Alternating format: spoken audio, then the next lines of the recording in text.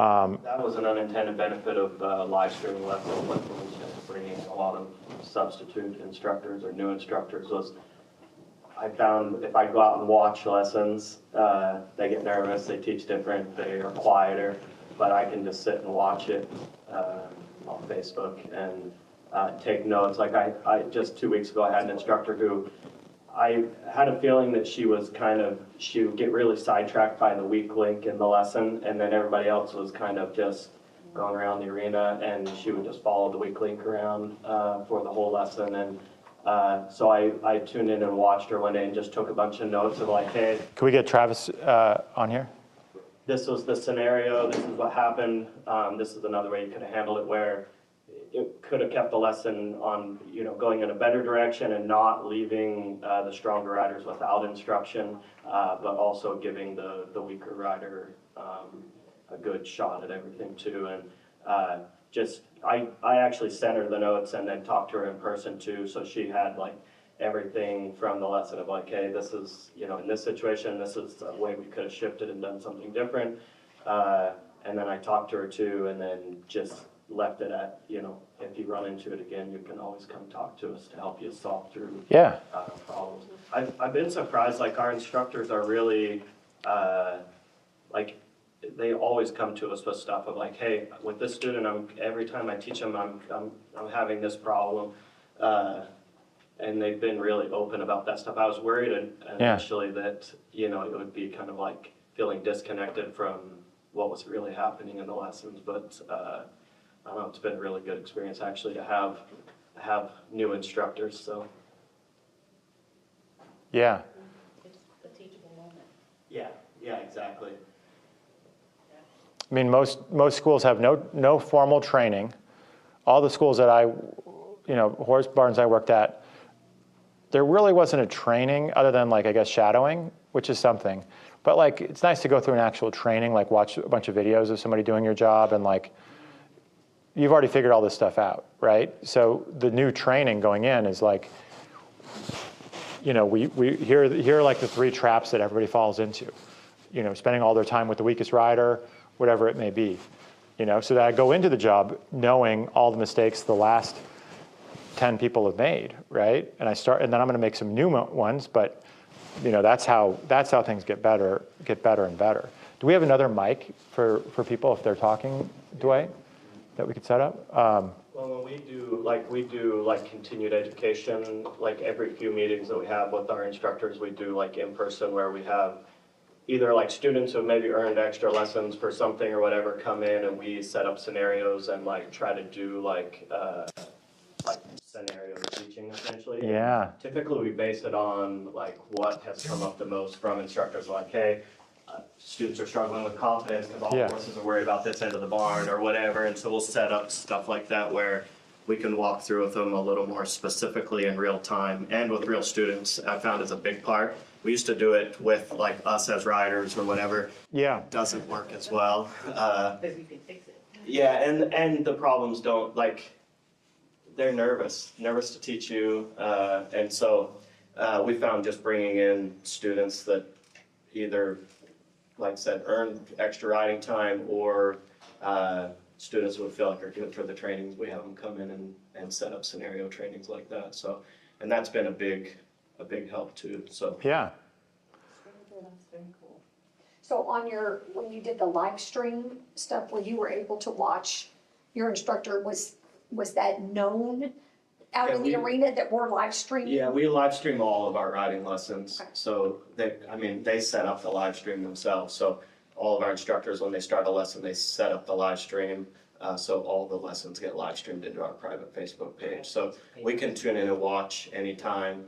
And it tells you when people are, obviously you're not sitting watching the screen, but like you pop up on the screen. And so is it where you can actually see the entire arena, or you're seeing the instructor when it's set up? Yeah, you see the entire arena. So typically, like sometimes during the warmer months when we're outside, obviously we can't always have it sitting where you see everything, but we try to set it in a place where you can see most of the lesson. Yeah. So is that a private Facebook page just with you and your instructor group, or is it No, like with parents and? any students in the program have access access to it, so they can go back through and rewatch too. If we have bad fall offs, we do delete, because we found kids like to screen record their fall offs and Post it, share them, yes. yeah. And they dwell on it more too. Like I'll have even students text me after and be like, hey, can we get a video? I'm like, Oh, yeah. I no, love it. I don't want you to dwell on the negative So, side. so of it. you're actually Yeah. recording and posting all the lessons every day? Yeah, every day. Yeah, it's a nice thing with Facebook. They don't. I mean, I think they. How did you do that? Because Zoom started giving me a hard time about live streaming. Yeah, the only thing that I've seen shift, and I don't know if it's just for like really high volume accounts, but I have to always choose now, never delete instead of delete after 30 days, which I could probably let them delete, but it doesn't really make a difference for me. So I just always choose never delete. Okay, so this is not Zoom into, this is just straight into Just Facebook. straight into Okay, Facebook. Yeah, we just yeah. start a live straight out of Facebook. That, okay, yeah. And that's the instructor's phone or the student's phone? We just have an old iPhone in the barn and a tripod and It's your own phone on your own.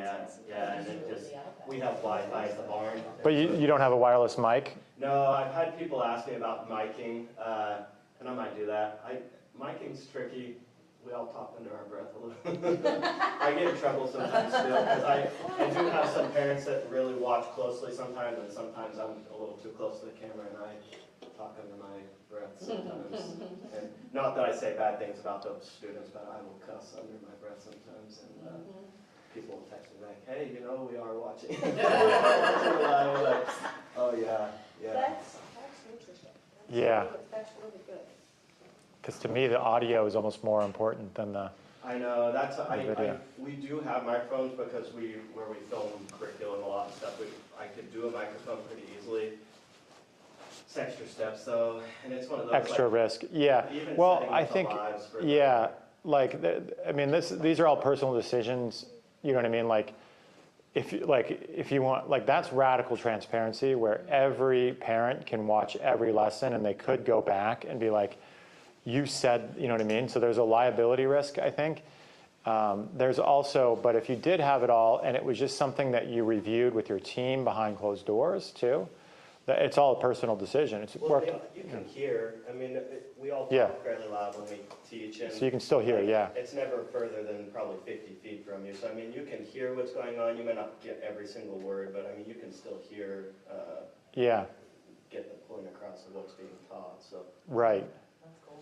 And so, and we do that with our coaching calls, is we record all our coaching calls on Zoom in my coaching business, and we go back and watch Tina's coaching and Megan's coaching and my coaching, and it's training and My goal also- eventually is to get like all of our training programs in Impulsion where that can be part of the training for new Yeah. instructors when they come in, is like, hey, these are the last 10 instructor trainings that we've done, and I need you to go through and watch these first, Yeah. and, because, you know. then you're trained. Yeah, that's great. Yeah. Another barn I was at, they had flat screens all over the barn, and they were always playing recordings. Like on YouTube, there's plenty of like 3-hour recordings of entire 5-star shows just going all the time too. So they can use it to train people, but they also just, that was so powerful too, the video of like the 5-star and the Grand Prix and everything, because then when you have goal setting meetings, right? Because all you see in a lot of these riding schools, you know, if you're coming once a week, is just beginners, you know what I mean? And so when you have that goal setting meetings, in the back of the goal setting meeting in here, there's like a 5-star event, and it's like, well, what's your goal as a rider? And they're usually like, I want to do that, you know what I mean? And then you're like, okay, well, how often do you think that guy rides? You know? Yeah, probably at least 5 a day, like since he was 12, you know? You're coming once a week. And he probably started, like, that's the thing with a lot of the really top riders, is they're usually like second generation, or like just have an incredible amount of wealth, right?